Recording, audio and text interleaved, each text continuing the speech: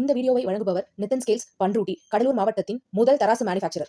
Hello friends, welcome to triple Siva. இந்த வீடியோவில் நம்ம என்ன பார்க்க போறோம்னா, கடலூர் மாவட்டம் பண்ருட்டி வட்டம் திருவதிகையில் அமைந்துள்ள ஸ்ரீ ரங்கநாத சாமி திருக்கோயில் பற்றி தான் பார்க்க போகிறோம். நாங்கள் சொர்க்கவாசல் திறந்திருக்க அன்னைக்கு போயிருந்தோம், அதனால தான் இவ்வளோ கூட்டம். இப்போ கோயிலை பற்றி பார்ப்போம் வாங்க. மூலவர் ஸ்ரீதேவி தாயார் மற்றும் பூதேவி தாயார்களுடன் ஸ்ரீ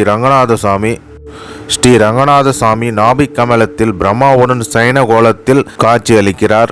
ஸ்ரீ ஆதிகவல்லி தாயார் என்று அழைக்கப்படும் ஸ்ரீ ரங்கநாயகி தாயார் தனி சந்நிதியில் அமர்ந்த கோலத்தில் இருக்கிறார். உற்சவர் ஸ்ரீ ரங்கநாத சுவாமி ஸ்ரீதேவி மற்றும் பூதேவி தாயார்களுடன் அழகிய மணவாளன் சுவாமி என்றும் அழைக்கப்படுகிறார். ஸ்தல தீர்த்தம் பார்த்தீங்கன்னா கருட நதி, பெண்ணையாறு. இந்த கோயிலின் மற்ற சந்நிதிகள் பார்த்தீங்கன்னா கோதண்டராமர் சந்நிதி, மூலவர் சீதாதேவி சமதே, கோதண்டராமர் தாங்கிய நிலையில் லட்சுமணருடன். உற்சவர் ஸ்ரீ கோதண்டராமர், சீதாதேவி மற்றும் லட்சுமணர் மற்றும் பக்த ஆஞ்சநேய சுவாமிகளுடன் காட்சியளிக்கிறார். ஆண்டாள் சந்நிதி மற்றும் சக்கரத்தாழ்வார் சந்நிதி மற்றும் கருடாழ்வார் சந்நிதி உள்ளது. இந்த கோயிலின் வரலாறு என்னன்னு இப்போ பார்ப்போம். சுமார் 1400 ஆண்டு பழமையான இந்த கோயில் தமிழ்நாட்டில் உள்ள பழமையான விஷ்ணு கோயில்களில் ஒன்றாகும். மூலவர் ஸ்ரீ ரங்கநாத சுவாமி மற்றும் அவரது துணைவியார் ஸ்ரீ ரங்கநாயகி தாயார். ஸ்ரீ ரங்கநாத சாமி சாய்ந்த கோலத்தில், அதாவது சைன கோலத்தில் ஸ்ரீதேவி மற்றும் பூதேவி தாயார்களுடன் இறைவனுக்கு அருகில் அமைந்துள்ளார். ரங்கநாத சுவாமி சந்நிதியில் தேவி ஸ்ரீ விஷ்ணு துர்கை பக்தர்களுக்கு அருள்பாலிக்கிறார். ஸ்ரீ ரங்கநாயகி தாயார் தனி சந்நிதியில் உள்ளார். தாயார் அமர்ந்த கோலத்தில் சுமார் 8 அடி உயரம் கொண்டவர். நாச்சியார் நின்ற கோலத்தில் 6 அடி உயரத்தில் இறைவனை நோக்கி அழகாக காட்சியளிக்கும். ஸ்ரீ ஆண்டாளுக்கும் தனி சந்நிதி உள்ளது. சக்கரத்தாழ்வாருக்கும் தனி சந்நிதி உள்ளது. திருவதிகையை ஆண்ட 2வது குலோத்துங்க சோழன் அதிகாரபூரி மன்னன் ஸ்ரீ ரங்கநாத சுவாமி மற்றும் ரங்கநாயகி தாயாருக்கு இக்கோயிலை கட்டினான். ஸ்ரீ ரங்கநாத சாமி மற்றும் தாயார் ஆகியோரின் சிறந்த பக்தரான சோழ மன்னர் பல்லவராயனின் மகளை மன்னன் திருமணம் செய்து கொள்ள விரும்பி தினமும் ஸ்ரீரங்கத்தில் தங்கி இறைவனையும் தாயாரையும் தரிசனம் செய்ய விரும்பியதால் இறைவனுக்கும் தாயாருக்கும் இந்த அழகிய கோவிலை கட்டினான் இளவரசி. இறைவன் மற்றும் அன்னையின் தரிசனம் பிற்காலத்தில் இக்கோயிலில் ரங்கநாத பாளையரால் பராமரிக்கப்பட்டு வந்தது.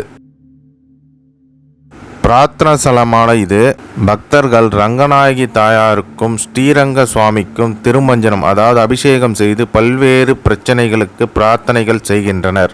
இங்கு மாதந்தோறும் ரேவதி நட்சத்திரத்தில் இறைவனுக்கு தாயாருக்கும் சிறப்பு மகா திருமஞ்சனம் மற்றும் பூஜைகள் நடத்தப்படுகிறது.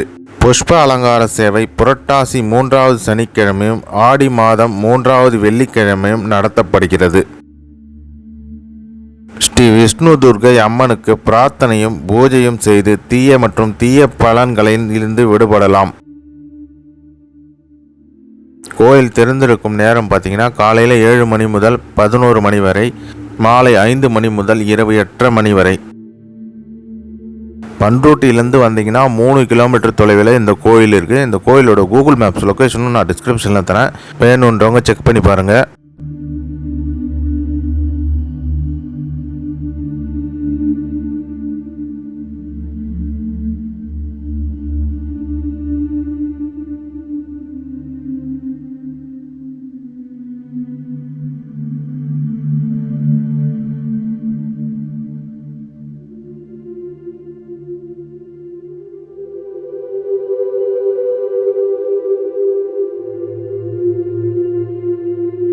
இதுதான் தாயாரோட சந்நிதி.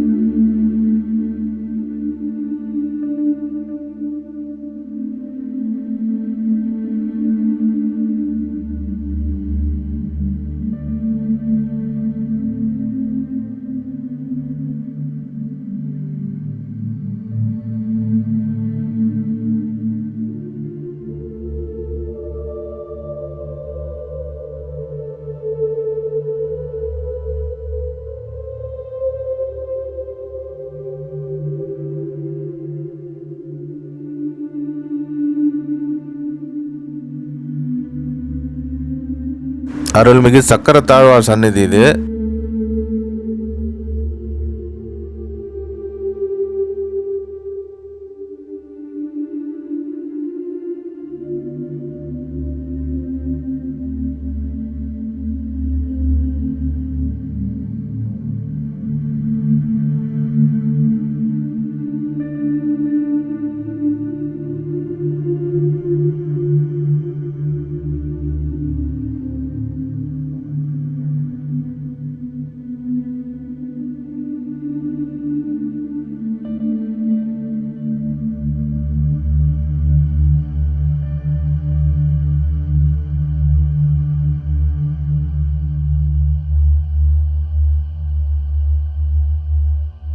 இங்கே பார்த்தீங்கன்னா அருள்மிகு ஆண்டாள் சந்நிதி இருக்குது.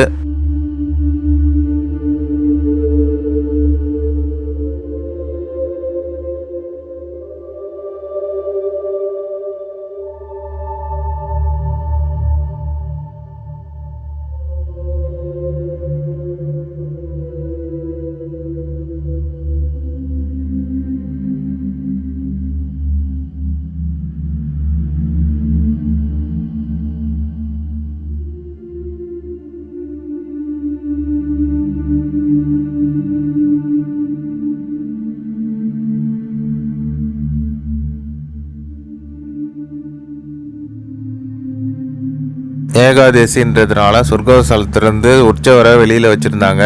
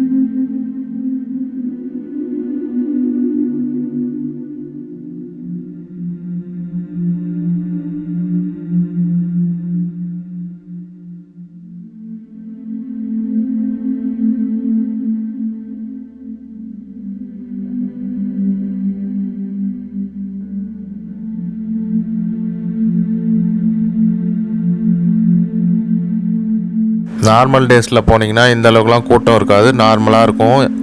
சொர்க்கவாசல் திறப்புன்றதுனால இவ்வளோ கூட்டம் இருக்குது. அதனால் போய் விசிட் பண்ணி பாருங்கள்.